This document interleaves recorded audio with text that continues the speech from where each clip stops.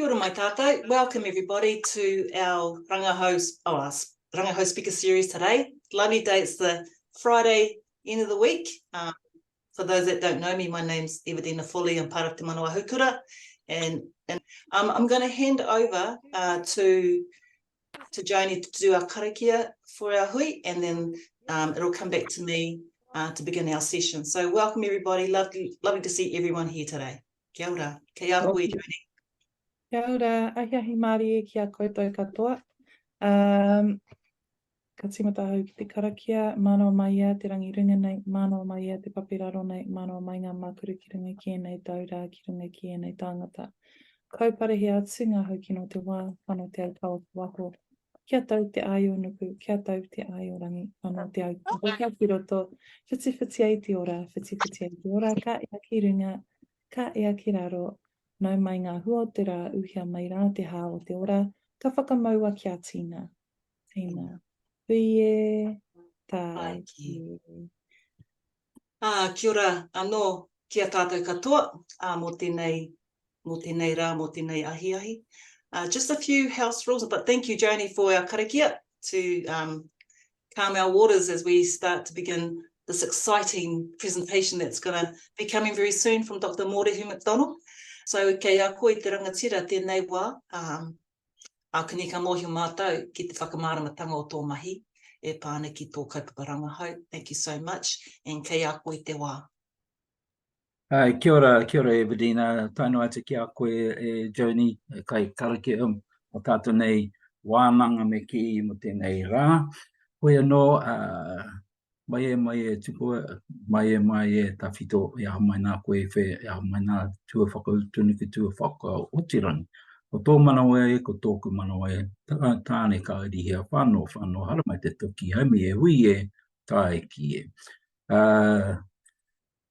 Pa tautoko ngātu nā mihi kua mihi tia, i a koutou ki a tātou, te whakameninga mātakitaki mai ana. Koe anō, whakahoki ana i te whakahonoretanga ki tō tātou nei kingi Māori, tuheitia pō te tau te wherawhera te tuawhitu, me ona whare ariki katoa, tae noa ki ngā mātā waka, ngā whare ariki huri noa, tae noa hoki ki ngā huhua mate rongi a koutou i rongi a tātou. Ki te tūhonohonotanga mai te rangi, te whenua ki te rangi, ki anai tātou katoa, i rau te tēnei kaupapa whakahirihira. Nō reira, tēnā koutou, tēnā tātou katoa. Thank you very much, Evadina. It's an honour and a privilege of mine to be able to present not only my PhD thesis, as Evadina alluded to, but more just the whole kaupapa of extending into the reframing situation that needs to occur within our understanding of colonization. I know a lot of us probably got a lot of expertise in this area, and we can all speak from our personal experience. My PhD actually did focus on the impact of colonization, but particularly the effects of the impact which I saw went beyond what our understanding of colonization is, to actually talk about the cultural extinction and genocide of our people. So that's where my corridor is derived from. And my people of Ngāti Hinarangi settled in the Matamata Tauranga area. Ngāti Hinarangi, our maunga is te Weriti, our awa is the Morehu, and our Waikapu is the Wairere, and our whenua is known as Te Rohea Kōpuru. I'll get into that a little bit. I kind of don't want to get too much focus on just on my thesis topic or my own people as such, because what I believe the kaupapa is that I'm here to talk about with you and to share with you through my mahi rangahau is universal for us as Māori, within our different iwi experiences, our hapu experiences, but it's also universal with other indigenous peoples around the world, which we share a commonality with because of having that same shared experience, but maybe the context is different. So I think I'll just work my way through. I have prepared a PowerPoint, so if I ramble a bit, I'll try not to. But I thought otherwise I could go all over the place, but this way I can stay more focused. And as I say, I just wanted, before I do bring up the PowerPoint, I just really want, in terms of our colonization experience, what I see is actually equaling for iwi Māori. For us, is Māori is really an act of genocide.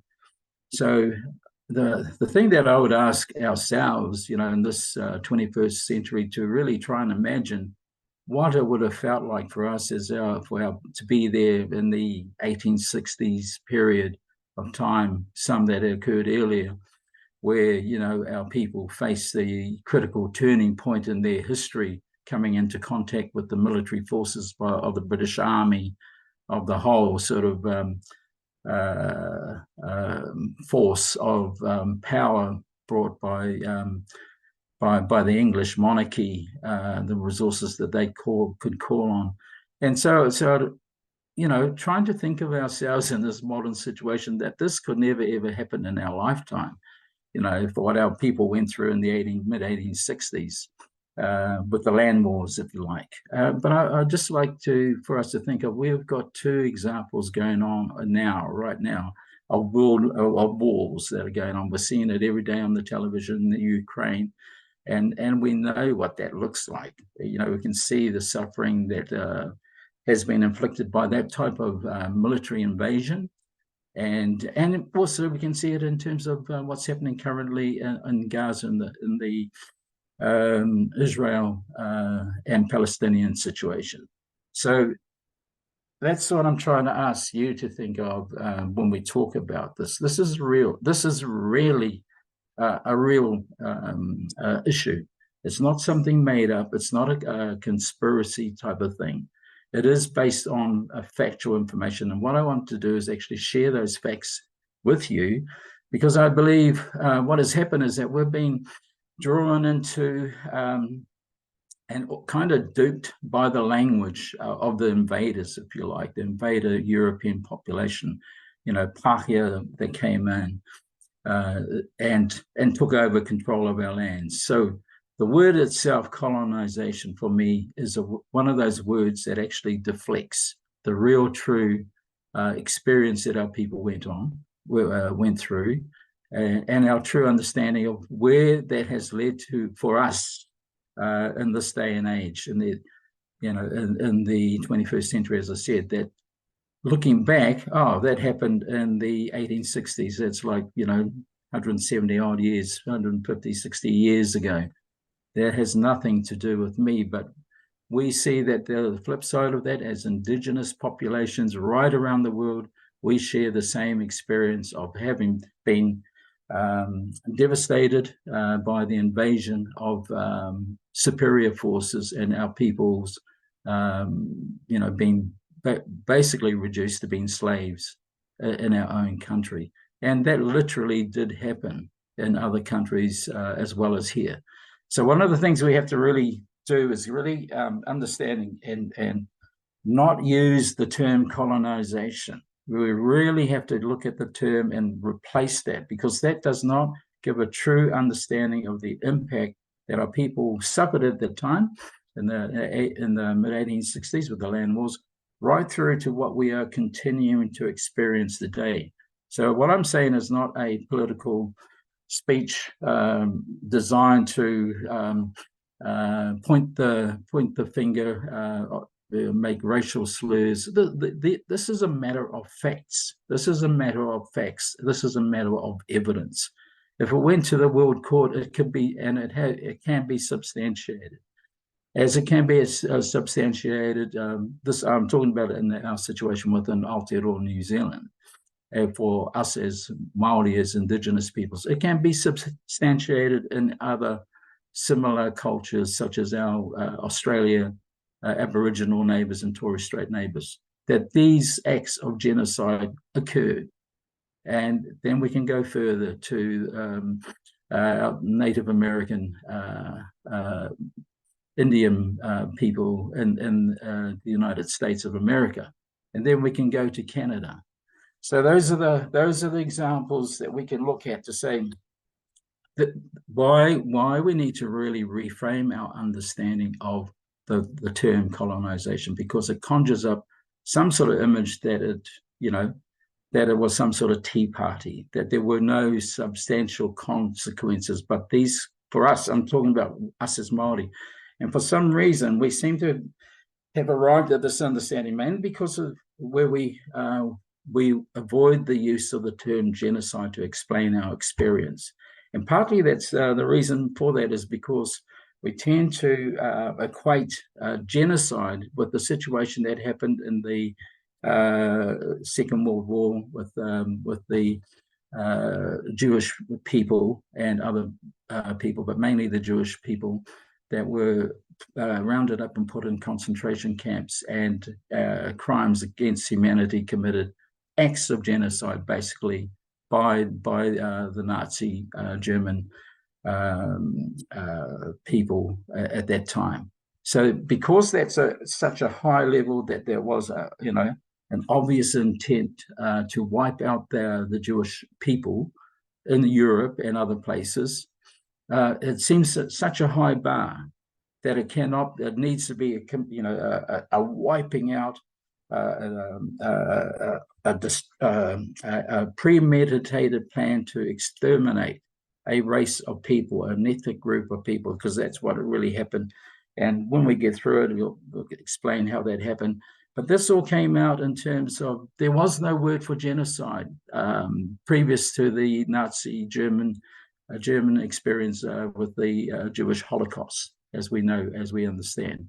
That was coined by a Jewish Polish lawyer, Ralph Lemkin, in the post-World War II situation where the Nazis were going through the Nuremberg trials in Germany for the acts of crimes against humanity, as I said.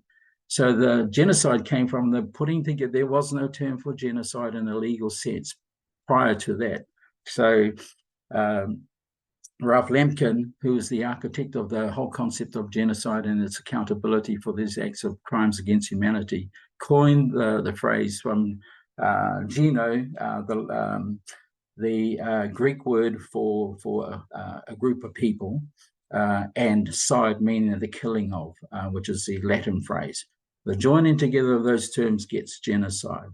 And that's why it became a concept that was then applied to the United Nations, and then it was written into international law as the Convention of the crimes of genocide against humanity as such. So that's how it was arrived at.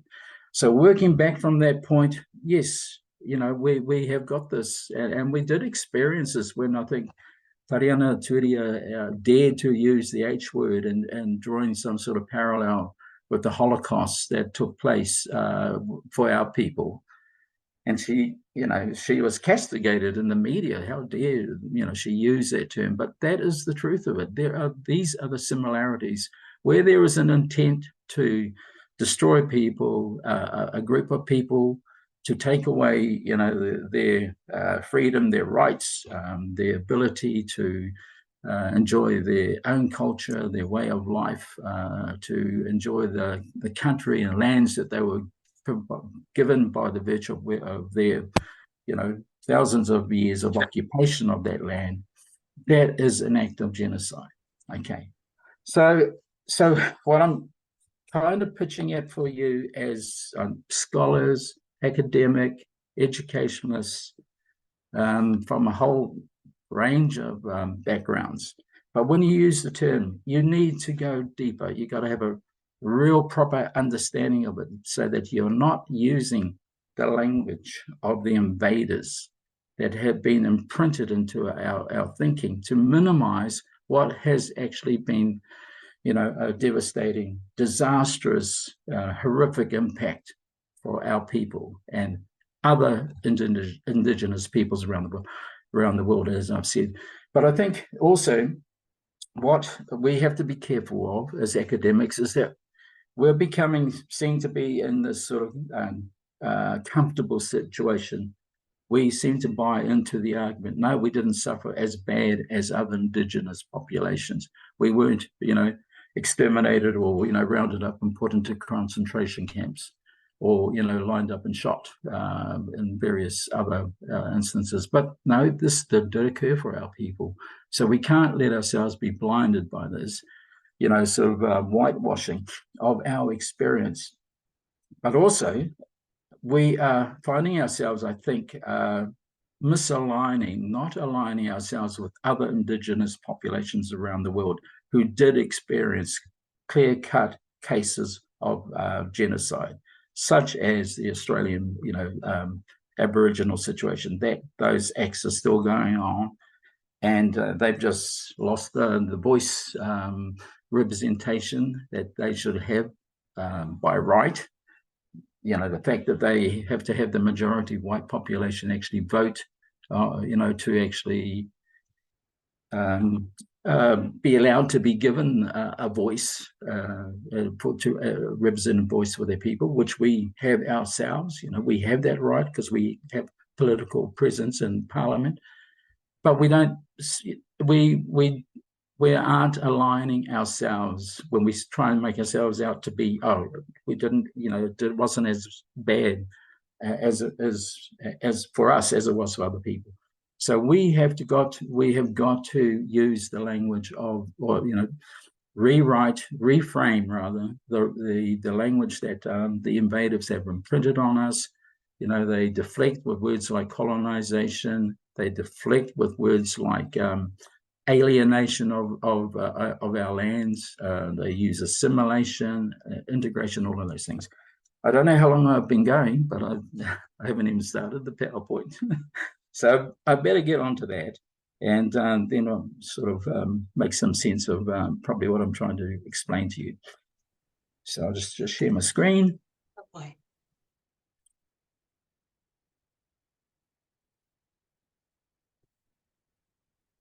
Okay, is everybody seeing that okay?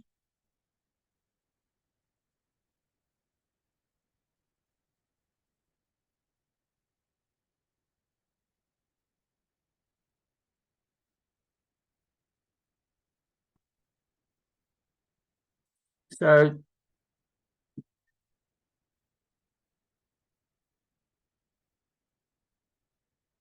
Everdina, can you hear this? Hear me okay on this? Yep, can hear it okay, can see the screen. Okay, good. So yeah, I know this is a bit of a mouthful, and kind of if you just took that in, you probably don't even need to read my thesis. I've tried to kind of, wrap it all into one so that, some people don't even get past the thesis topic. So I thought I'd try to tell the whole story all in one. And, if you make it and you're interested enough, you would actually be able to, get more detail into what the kaupapa of my PhD was about. But anyway, the resistance, struggle and survival of Ngāti Hinarangi Hapu and Iwi of Matamata and Tauranga. We were labelled as ho-ho and unsurrendered rebels, driven to the brink of cultural extinction through the process of cultural genocide. Now, at that time, when I was writing, that was in 2018 when I completed. Since I found, maybe there's not, we just can't go straight to genocide. But I'm now convinced, since going further with my studies, that, we don't need to go to cultural genocide because genocide is sufficient, evidence of that. So genocide by the Crown and Pākehā settler colonizers from the 19th century to the present day. And what that is identifying is really the main perpetrators. It wasn't just the Crown, but it's also the Pākehā settler colonizers. It's a two-pronged, multi-level sort of strategy of that is involved in the whole approach about genocide. I'll get to explain the whakatauki down below there from Urime Tamihana te Waharo Tamihana in 1864, but it was a whakatauki that he gave to us as our tribe were, massing warriors for support to go to fight the land wars, and also in Waikato at Rangiriri and also in Tauranga. Ko koutou e haere ko te ahi ka mai nei e kore tai te tina is basically saying, go forth into the flames of the fire and fight the battle. Yeah, basically, that's kind of what sums that up. Fight the good fight. So anyway, coming back to that global picture.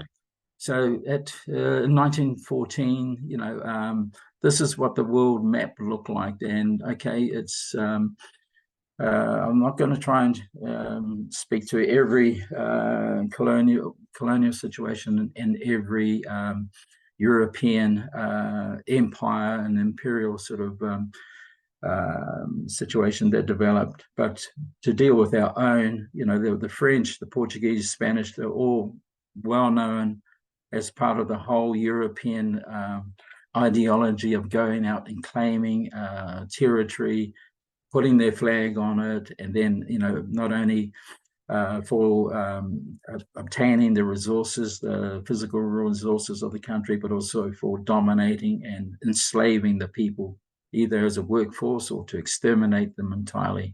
But the main ones for us in our experiences, obviously, in Canada, in Australia, and Aotearoa and Pacific Islands. So where we have the most common, sort of similarity. And sorry, I'll skip past the US as well, over in the US for Native Americans. But as I said, we're part of this whole global situation. We cannot ourselves, isolate ourselves from what is actually happening in other parts of the world and other indigenous peoples. And even though, we have to obviously address our local issues and it's up to us, but at the same time, we need to be aware that this occurrence of colonialism that is actually attributed to the European nations that had set out to build empires and through the imperialism make them enrich themselves and then go out and try and force their view of religion down the throats of our indigenous peoples. That was an occurrence that has occurred historically, but is still in place today. This is not gone. This is not changed, and the societal issues and that our people face of dispossession, of poverty, lack of housing, imprisonment, racism, housing, education, and health. All of those exist on the same level for indigenous populations around the world. So, yeah, this is not over, okay? So the main point I want to actually stress is 1860s, when we had our, period of time of the land wars, which went right into the 1880s, in fact, probably into the 1920s, something like 80 years of struggle and resistance. This machinery that was put in place by these European powers under the disguise of colonialism is all intended about creating a state of genocide on our people. And that was the impact, that was the outcome, that was the result. So when I spoke about evidence, before I get to the evidence, I do want to just on this, idea that we are part of this global movement. I know we know that we are, but we somehow there's a bit of a disconnect with us in that we're not aligning, as I said, with the true nature of what was actually enacted against our people, as has happened to other people in the world, such as this situation here. So it's a long time the Canadian indigenous people, the First Nations, have been trying to get the Pope to renounce what were called the doctrines of discovery, And they had the opportunity in April this year, April 6th, when he was on a visit there to meet the people. And they had put up a whole series of meetings to put pressure on him to do that. So the Pope, although the idea he repudiated the idea of there being infringements against the human rights of Indigenous peoples, but he stopped short of actually renouncing and supporting the call for reparations. So the reason why the Catholic Pope is important, because this goes to the heart of the doctrine of discovery and who actually started this, and it came from popes back in the 15th century, in the 1400s, when the doctrine of discovery was actually enacted and put in place, and it has become it became the whole reason and rationale and excuse for the European nations to set forth, going around the world, claiming territory, enslaving and exterminating Indigenous peoples and taking over their lands and the like. But I'm not sure many people are aware of this, but in April, there was a significant event that was happening. And where that comes into play is that the next one that I'm going to talk about, also that happened this year, is very, very important. So we need to be, aware of how these things are impacted, because these things that are taking place within the struggles of Indigenous peoples around other people, Indigenous peoples around the world, such as in Canada, affect us. So I'll just go to the next one, and everybody will immediately recognize King Charles III. So, I'm sure everybody were sort of glued to the coronation pictures, of his crowning as king, in succession to from his mother. But what had happened at this time in May this year, a group of about 11 Commonwealth countries had put together a letter that had been submitted to King Charles as the British monarch, calling on him to acknowledge the horrific impacts of and the legacy of genocide and colonization of the Indigenous peoples around the world, particularly as part of the British Empire, and where our peoples have been enslaved, and the call was to commence a process of reparations and justice. Now, Charles, you might recall, I'm not sure many people did at the time, but the important thing to point out here is that New Zealand is a co-signatory of this letter, and it was signed by Rawiri and Debbie from the Pāti Māori. So that's why it's important in terms of us having our finger on the pulse as academics to know, what is happening and be able to really, engage and acknowledge what is happening, and not be in this little bubble that we're okay, that we're outside of the other issues that are going on around the rest of the world, because they do impact on us. But Rawiri and Debbie, as part of Pāti Māori, thank God for them being in there, had the support for this initiative, and so that makes us partners to this whole approach, along with 11 other out of the Commonwealth countries. I mean, there's many more than 11 Commonwealth countries, but at least that's a start.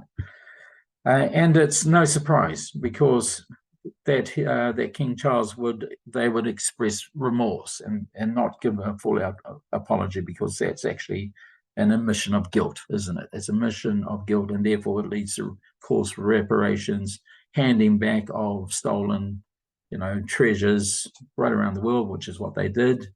The so-called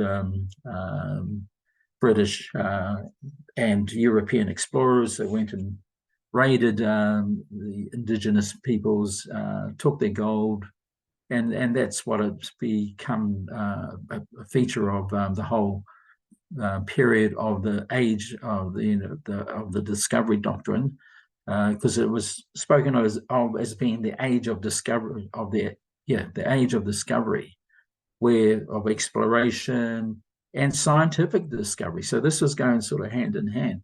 Yet the effects on the indigenous populations was devastation and horrific impacts, as I said. And it's no wonder that our indigenous populations, ourselves included, have been suspicious ever since of so-called scientific exploration and all of the like, where they, people want to supposedly come in and study us, but we know that there are other motives, that they're maybe there to take the land, and all of those sort of things immediately come to mind, to actually enslave us, if not physically, then mentally, and control us, as it does happen currently through the way the whole European system is set up, through parliament, through local bodies, district councils.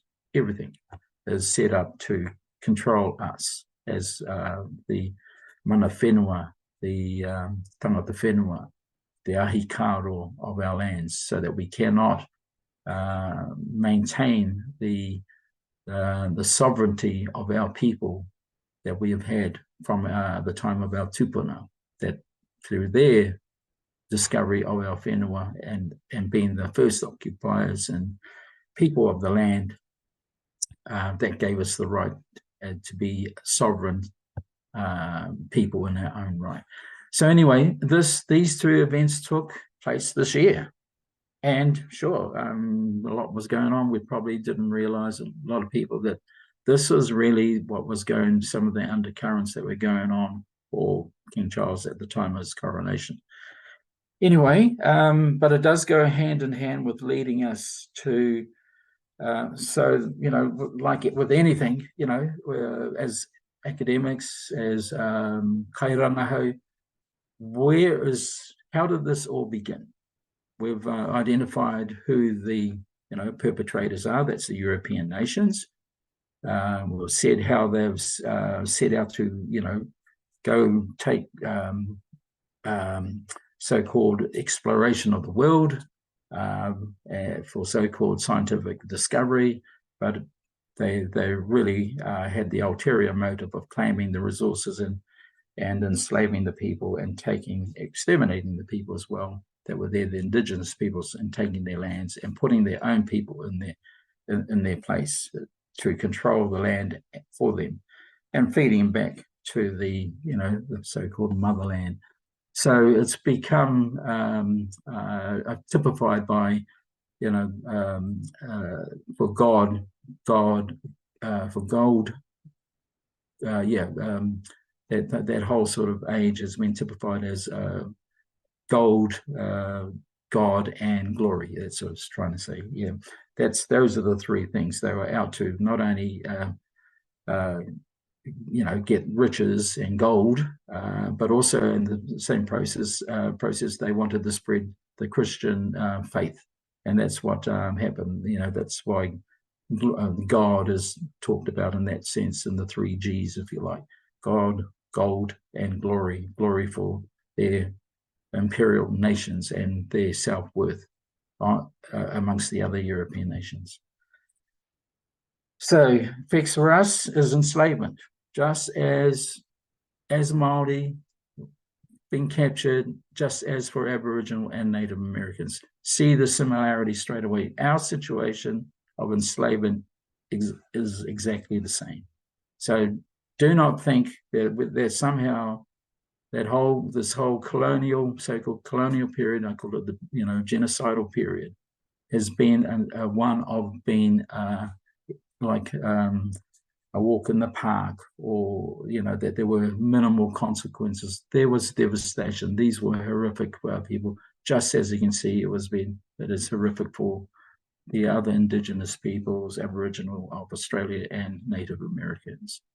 So I kind of think that goes without saying. But again, I sort of come back to this idea, do we in our 21st century minds really know what that feels like, to be dispossessed, to be chained, to be basically hunted down and shot like they did in Australia, like animals, basically, and treated worse than animals in many cases, and enslaved. Right, so as I was indicating, so how did this doctrine of discovery arrive, and who was the perpetrator, beginner of this? So if you like, this is like treated as a whodunit as far as a crime was concerned. Well, here's the culprit. This is the person. This is Pope Nicholas V. So he produced these papal bulls, which were, kind of directions for those of the Christian faith to take heed of. So those were in the 1450s through to 1493, heralding the so-called age of discovery, exploration, enrichment for these European nations. But this, as in the Pope, is obviously in Rome. So at the center of the universe, as far as the Western world was concerned. But for indigenous peoples around the world, it was the beginning of the age of genocide against indigenous peoples throughout the world. So obviously, the Spanish with Christopher Columbus, well, they exterminated as many of the people as they could, taking possession of the land, as we know. But the main thing is to focus on the doctrine of discovery. The doctrine of discovery, and I'll just go flick on to the next one, is the blueprint for conquest. So in 1445, this is the perpetrator, if you like, of this whole concept, Pope Nicholas V, authorized the Portuguese king to go to capture, vanquish, subdue so-called enemies of Christ and to reduce their persons to perpetual slavery. This was the first bull, which is of discovery, the orders that went out to all the different nations, and it basically gave them to the right, the sort of God-given right to enslave and subjugate so-called pagan or non-Christians because they were heathens, basically. So this is the beginning of the whole concept of genocide, which was relished and taken up by the European nations because they therefore had the support, the affirmation that whatever they did, they could do in the name of God, and even that if that meant the destruction of whole peoples, then so be it, because they were acting under guidance of the Pope, the most powerful, spiritual, religious leader in the Western world of the time. So he also announced through his other bulls that it was okay to invade, search out, capture, vanquish, and subdue all Saracens and pagans. They was considered the enemy of Christ.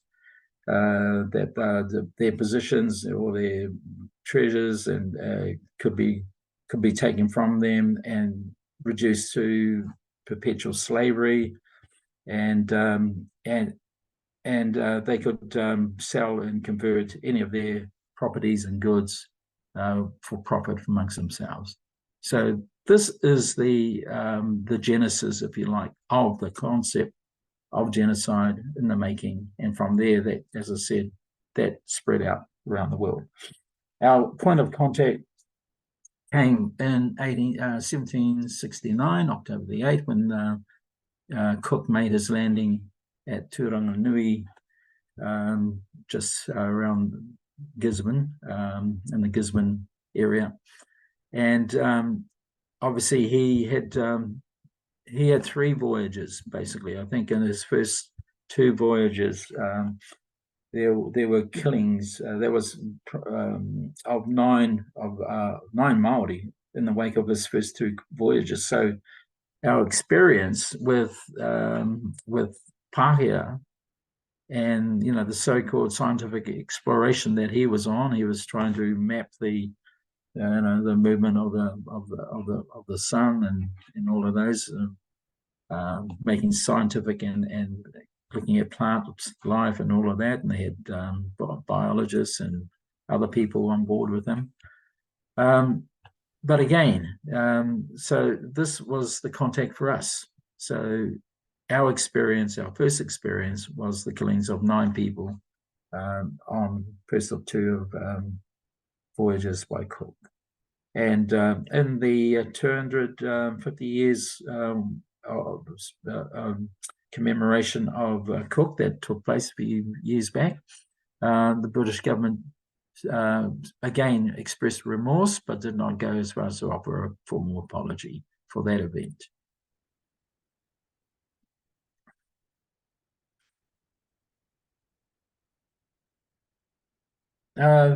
Probably just getting a little bit back, just a bit of a recap, because I've just been talking about genocide, I guess, and giving it a bit of a background, but I'll just quickly flick through some of the focus of my thesis. So this is my iwi, our ancestral rohe.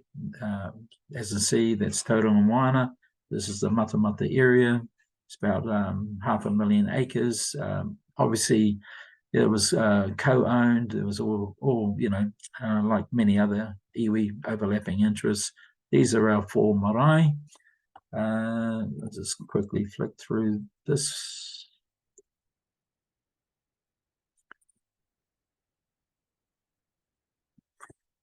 But then, okay, just the impact for us is, as I said, the whakatauki from Wirime Tamihana at the beginning, alluding to, because if you look at that map, because of those overlapping interests, we obviously are right in the middle. We support each other. We're part with Tauranga, so we were there at the different battles, Gate Par and Te Ranga and others in Whakamarama, Bush campaign, and because of our tie to the kingitanga. So that's alluding to Wirime Tamihana. So our relationship with Ngāti Hoa, he was not Tamihana was is known as the Tumuaki, or the kingmaker, very powerful influence in the setting up of the kingitanga, and this led to the election of Pōtatau Te Whetawhero as the first Māori king. The whakatauki from the kingitanga was manamota hake, self-determination, and tino rangatiratanga, our sovereignty. And then in the wartime period with Tāwhia as the second king, time when the lands were being heard about the message about lands being confiscated. He was down at Taranaki at the time, visiting with Te Whiti and Tohu. He makes the comment, the whakatauki o rapu te mea ngaro e hoki ake au, ki te rua wai kato, he roi matataku kai te ao te pō. So Te Whiti and Tohu, you stay here to, look after our spiritual needs. I need to return to the, the lands and Waikato, to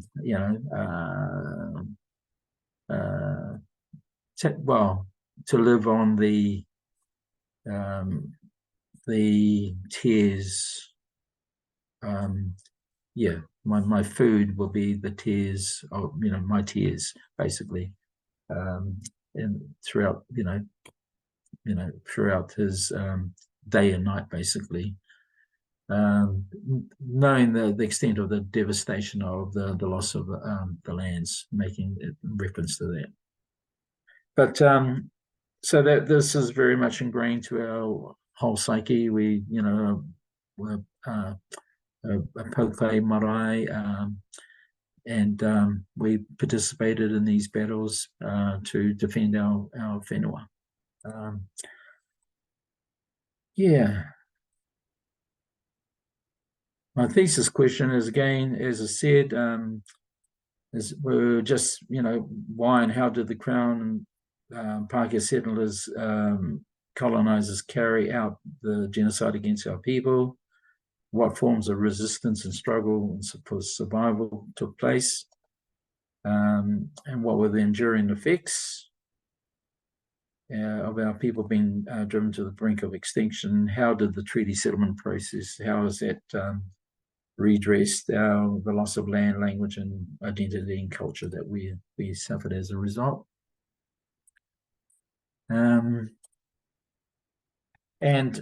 So this is one of the key things that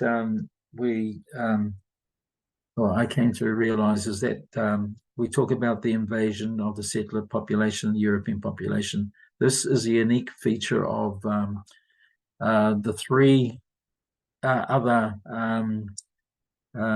indigenous situations that's in Canada, America, and Australia, that the settler invasion theory is based on the fact that the settlers actually came to say that they occupy, assert their sovereignty over the indigenous peoples of the land.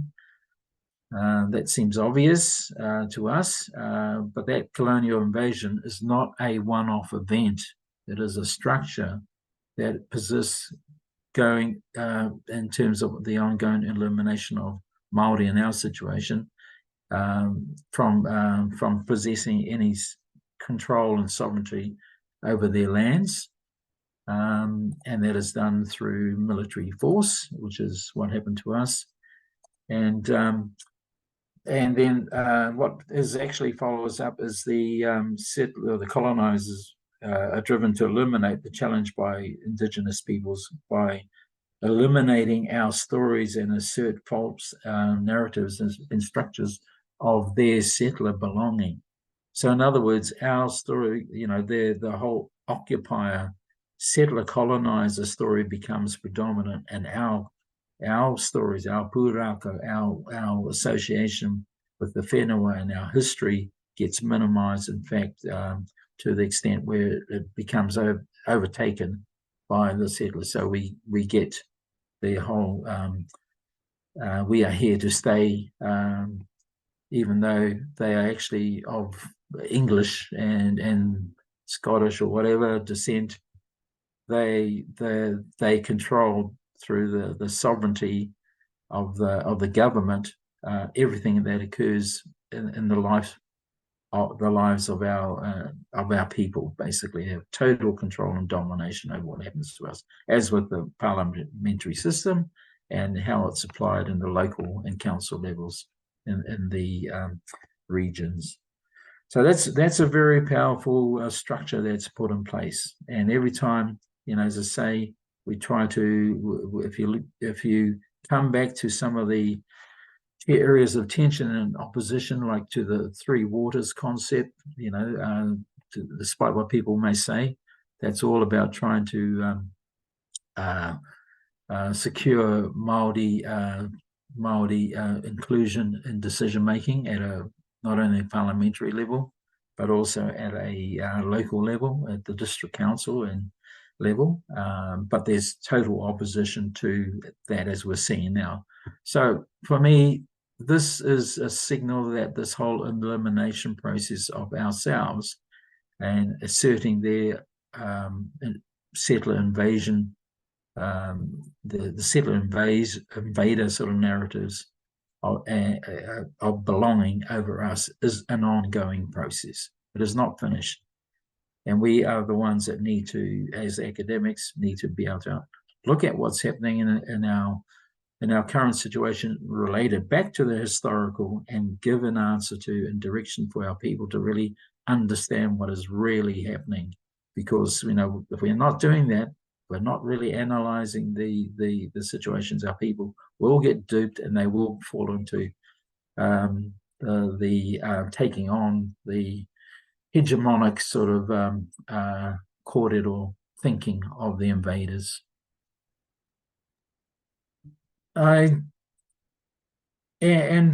Just to, you know, draw a snapshot of really, you know, what we need to burn into our minds, you know. So in 1840, we had total possession of our country, total of 66 million hectares, million acres. I think that might be 66.4 million acres, down to what it is today, only about 3 million.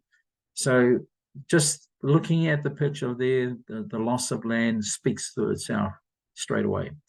So, but then what we realize, if we look at, you know, the whole question of, did genocide occur with our people? Yes, as you can see it straight there. So what were the effects on our people? And what were our responses? Even despite our resistance and struggles for survival, we did fight back. We had, you know, not only through military attempts, but also through spiritual, passive resistance movements, pai marere, parihaka, all these type of things, all examples of our counter responses. We just didn't lie down and take it that here, you know, we put up a fight, definitely. But the result of that is, you can see that the impact on our population, say around pre-European, our population could have been around 200,000. And by within about 90 years, before the turn of the century, we had dropped to 42,000. So that's like 3/4 of our population had really disappeared. Okay, so we're talking about a population being on the brink of collapse. And at that stage, we were being classed as a dying race. But that was all planned. That was all kind of in the whole genocidal, you know, intent of the so-called occupation and establishment of the Pākehā control system within our country. So, you know, you can couple that with the loss of land that would bring about poverty, that would create disease, obviously, but at the same time, there was, you know, there were wars going on. Our people were making a stand. So, you know, we were in a touch and go situation right at the end of that century. And that was really, say, if we take the decline being accelerated from, you know, obviously from the time when that whole impact of the loss of land is starting to occur.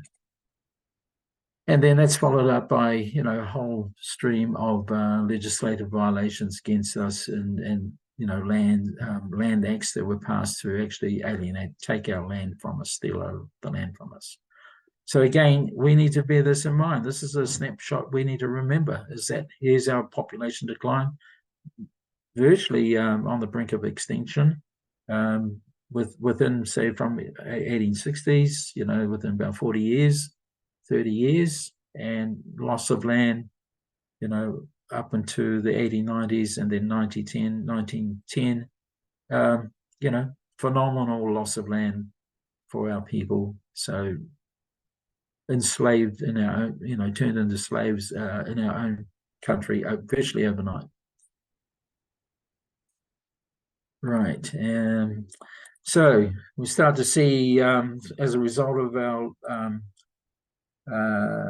loss of land, population culture. So, you know, in the 70s, you know, protest groups like Ngāta Matua coming in to demand the honour of the treaty, the return of stolen land, submission of petition, teaching Māori language in schools, ending racism against and for Māori and Pacifica in courts, prison, health, housing, employment and education.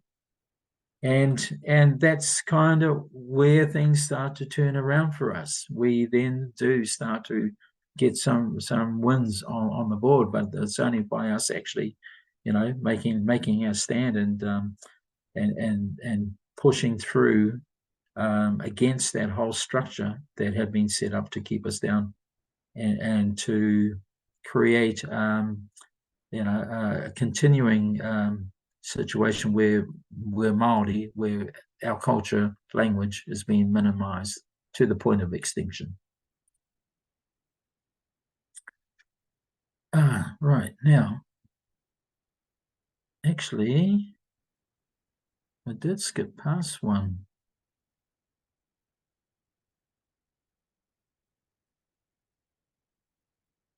How are we going for time? Well, it's 2:04, but I don't want to stop the flow of your kōrero because it's Okay. Right. So just coming to close on this one. I thought I might not show that video that I'd planned on. But it's probably more important to get this point across, and that is I spoke earlier about Ralph Lemkin. He was the Jewish lawyer, Polish, from Poland, who escaped Poland just before the war. But he invented the term genocide to really try and capture what had occurred against the Jewish people in Nazi Germany with the atrocities and the Holocaust that took place. So the definition is very, very important because it aligns with our understanding of what really did happen for us here. So one is the definition of genocide: the killing of members of the group. Two, causing serious bodily harm, mental harm to members of the group, deliberately inflicting on the group conditions of life calculated to bring about its physical destruction in whole or in part. And that's one of the key points in this is, the destruction, I think, of the Jews that were planned in the death camps. That was a physical destruction in the whole. But it also says in part. So it doesn't necessarily have to be a total destruction of a iwi. It could be what's happened to us, for instance. So we can still tick this box and say, yes, we did experience destruction of our culture and our people in part. Our people were killed, harmed bodily and mentally, and as a result, you saw how our population had declined to the point of disappearance by 1896. And another one here is intending to prevent births within the group, or first forcibly transferring children to the group to another group. So again, we've still got this issue going on with our social welfare concerns with our tamariki and being held in government care, and that's part of the United Nations Convention of the Prevention of Punishment of Crime of Genocide. So genocide means any of these following acts that were committed with the intent to destroy in whole or in part a national, ethnical, racial, or religious group. So I think you would say in our experiences, I've just pointed out, you can tick the box on all of these, basically. And I did put in there, what did it mean by cultural genocide? It means the forced disintegration of political and social institutions of the culture of the people, their language, their national feelings, and their religion, by wiping out all bases of personal security, liberty, health, and dignity. So again, it is captured in there. But I would leave out now the whole cultural. I'm of the opinion that we have sufficient cause, experience from our experience and evidence that we have and are going through a genocidal situation of destruction of our culture. We aren't out of this. We think we've got the trappings of success with, we've got kura kaupapa, we've got a change of government. Things can change overnight, as we see in other situations in the countries that I've talked about, whether it's Ukraine, whether it's in Palestine. We just do not know, what the intent of the majority population towards us is.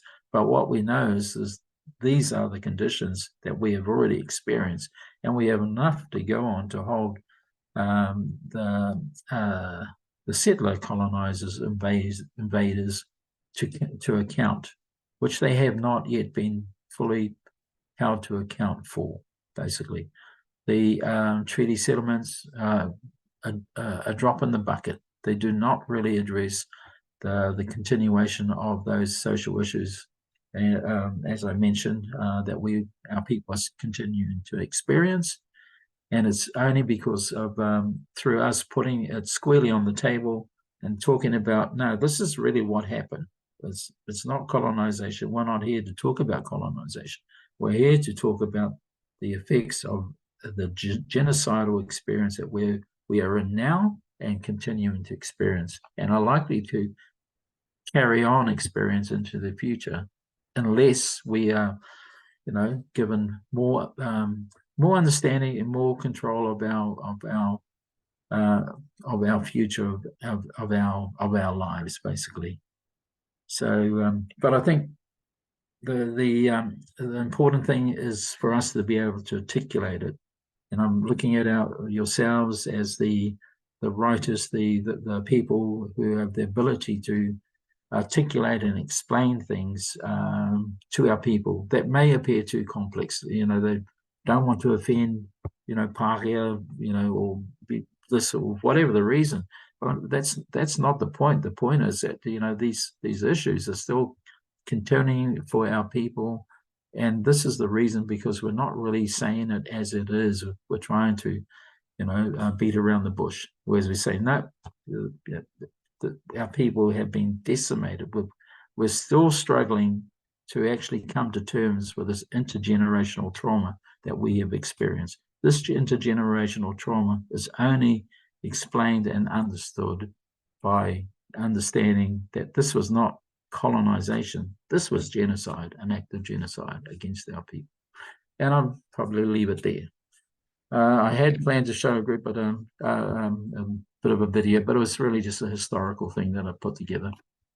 I'm sure I've kind of covered it really already. But I'll stop sharing and see if anybody wants to ask any questions. Kia ora, Morehu. Thank you for your presentation. There's so much in there. It's almost, I was feeling like there needs to be a part 2 for us to actually tease out some of the understandings and the impacts of colonization and European genocide. What I will do now is I've put some questions up. Not questions, I've asked our whānau if they've got any questions. So I just thought I might be quiet for a little while and see if anyone wants to ask a question face to face to Morehu. I've got one question, but I'm mindful of time, but I thought I'll just ask the question anyway. So, does anyone have any questions for Morehu?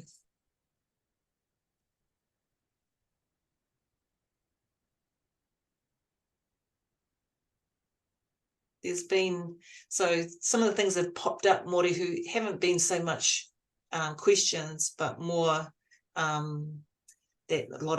some of our whānau have encountered the genocide in terms of their own life experiences.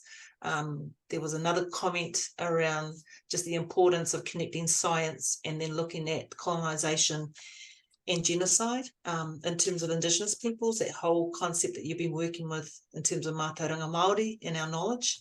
There was just a comment that dropped into the chat function, so I thought I'd let you know. I'll put my question forward to you. Mine's just more around your methodology, because there was a great research or Rangahau question that you placed forward to us to understand.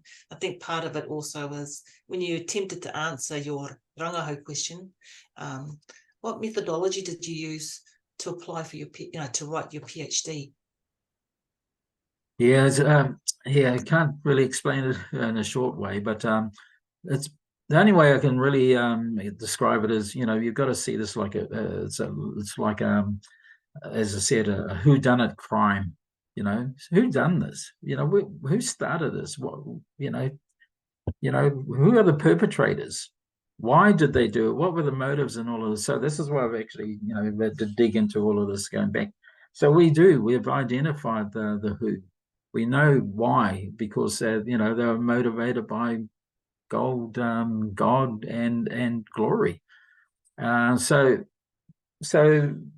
that gives you one level of evidence, but then you got to actually then, from the Pākehā invader concept. You then got to look at, okay, well, is there evidence of that within the experience of my people? So you have to go do a sort of search back in that. And obviously, you know, the loss of it, as I pointed out, you know, our lands, we were in total occupation and control of them until, you know, suddenly, you know, we're up against the British military might, and having to defend our home and property, and our right to exist, and the right to have our own, you know, society, language, and culture. So you've got to actually, you know, basically look at evidence.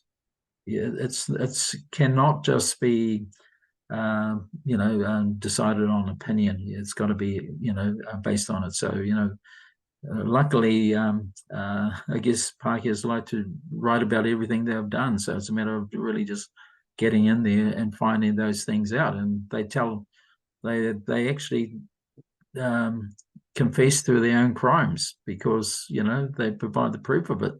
They brought the soldiers in. They did, you know, fabricate, you know, walls, so they could actually just, you know, go and push our people off the land and take it over.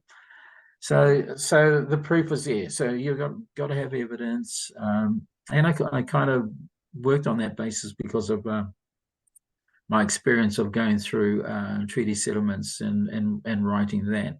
You couldn't just, you know, expect to put some treaty claim up without, you know, factual evidence and be able to substantiate that. Yeah. So, but yeah, it's kind of a triangulation of a lot of different things. So yeah, our own history, it's our own stories, and our own knowledge, and then matching up with, you know, what's in the general, you know, what's been written by Pākehā about it, Pākehā historians and people who were there at the time. Because it's actually not that long ago, you know. It's my great grandfathers were in those battles, so, you know, and the same for our people. So it's only a couple of generations back. So my grandmother's father's father, that's it, was at the Battle of Morehu. And the same on my other side, you know, all of those sort of things. So it's really close to us.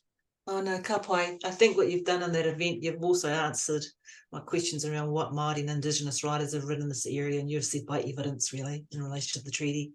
The other thing I realise is, you know, the visibility of women, Māori women, even women, when the colonisation happened, but that's another kōrero. I'm just mindful of time, but there was a question that's just been popped up by Huck. The question is that she says, I have a question regarding how do we counter New Zealand rules that are based on population? For example, electorates are based on population. Māori only given 7. There's a lack of constitutional recognition. What is one point to support increased Māori electorates? Yeah, so if we go on population, on numbers, we're going to be outvoted all the time. So that's what I was saying. That's why the 3 waters is important. They've got to recognise that their, you know, rights of mana whenua, it's not based on numbers. It should be based on our you know, our ownership rights there. We are people. We're landowners. We you know, yeah, we are the ahika. All those places. So it's not a matter of wanting anything special. It's wanting as of right, you know. But this is only recognised if you don't get into that argument. You know, we have to say, no, you guys, you know, we know what you're on about. You want to eliminate that. You want to disregard us. You know, we have to see it differently. We have to actually put it on the basis of the mana whenua that are there. So, but mana whenua consists of, you know, is not just one grouping of tribes in one area. So, you know, the attempt to get a representation of Māori at a local level, because that's really what the 3 waters is about, is actually getting Māori voices onto important strategic resources like water. And for mana whenua, that's the whole reason why the Pākehā don't want it and are dead set against it, ACT and national, because it's giving Māori a voice over strategic resources such as water, which farmers stole from us because they just came in and stole the land and then they control the water. Oh, thank you. For instance, another question. I think that's answered there, Pātai. Was a question around how can someone access your PhD thesis? Yeah, it's actually in the Awanuiarangi Library, so just contact through there. Okay, I went Google Scholar because usually you can go to Google Scholar and you find all the right. I'm not sure. I haven't seen it. Probably there. Yeah. I think we've gone over time, but I just think I'll bring this to a closure. But wanted to say thank you, Morehu, for your kōrero. Just a question, Morehu, if anyone wants to contact you and have any follow-up questions, can they send you an email? Yeah, no, exactly. That's awesome. No problem. Yeah, I think there are going to be a lot of questions in the various parts of your kōrero that people are interested in terms of the mahi they do.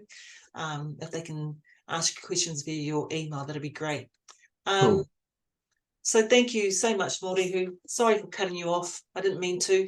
I want to talk kōrero some more, but we've gone over time. And a copy of this video will be up online and uploaded. If you've got any questions to our whānau, to Morehu, our whānau, please feel free to send an email. In next week's session, we've got Dr. Jemima Tietiesiao. She's an expert on talking about Pacific health wellbeing, as well as the impact of climate change on health and Pacific health and wellbeing in the Pacific. She'll join us in next week. We'll send a pānui update for you guys, for everybody to just tell you who the next speakers are. And I think that's mainly it for today. I'm just going through my notes. Thank you again, Morehu, for everything, and to everyone for joining us. I'll end us with a karakia to end our afternoon. Before we leave, te manawa haukura, we wish everybody an awesome weekend. It's been a short week this week. I thought yesterday was, I thought Wednesday was Thursday, so I got my days mixed up because, it was that short week. I'm just hoping that no one has one of those when we start back next week. But anyway, just take care, everybody. Thank you so much for joining us. I also saw some external people coming in. They've just left, and most of the people that left earlier, Morehu, they all said thank you so much for your great kōrero. I think that they will join you in sending emails to you as well. So, ka motu tātou I te karakia. Thank you, everybody, for joining us. We'll see you next Friday from 1 to 2. Thanks, Evelina. Awesome. Oh, no, you guys are awesome. Thank you so much. It's a beautiful day here in Pōneke. I hope it's beautiful where you are. Have an awesome week. Don't forget to go out fishing. If you find any fish, send the lot to Te Manawa Haukura. Joey will take our orders for us as well. Yes, it should be kina time as well. The kōwhai is just blooming at the moment. So me inoi tātou I tēnei wā, and then we'll finish I tēnei wā. E te runga rawa me ngā anehere pono anei mātou e karaki ana kia koutou I tēnei wā. Ko te tūmanako kia mau, kia tau te rangi Māori e kia mātou I tēnei wā me ngā whānau, kia pai tā mātou haerenga, I muri mai tēnei hui, ko te tūmana hoki, kia whakakotahi mātou I ngā wā katoa, mō ngā wā ki tonu atu, ake, amene. Kia ora, everybody. Thank you so much. We'll see you next week. Hopefully, our rest of our team will be with us as well, joining. Thank you for joining us. Just drop us a line in the Pānui Rangahau each week if you've got any questions. Ka kite, everybody. Thank you.